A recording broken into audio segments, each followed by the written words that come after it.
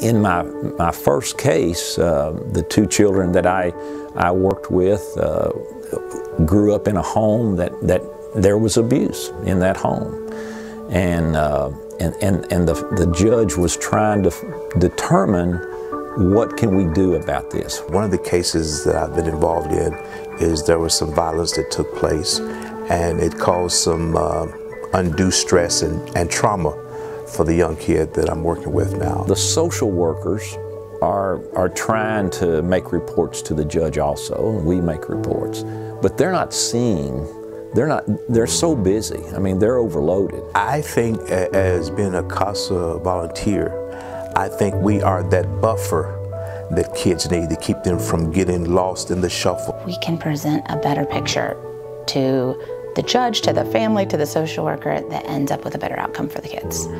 And so their voice can be heard. We're visiting those children at least once a month and keeping eyes on those children to see whether there's abuse, neglect going on in that household.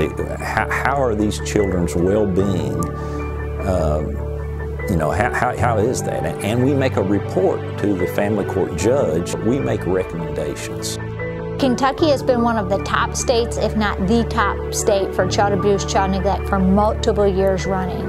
And so I think what people don't understand is that in our own communities, whether you're in Lexington or anywhere in Kentucky, abuse and neglect is happening by the hundreds and thousands of children. I would like just to take a moment and ask those that, I know it doesn't take a lot of time, but if you have some time that you could give to CASA, we need your help. I will tell you I have no special qualifications. I think you have to have patience, you have to have compassion, you have to have a love for children. I just feel like a heart for people, and you have to be curious, I would say, and patient. You've got to have a heart to say, I want these kids to have the best that they can have and to overcome whatever obstacles they might have in their life. We're not there, the child's not receiving that same service. Without CASA, children fall through the cracks. One of our judges said the other day, if it weren't for the CASA volunteer, I would have no idea what was going on in this child's life.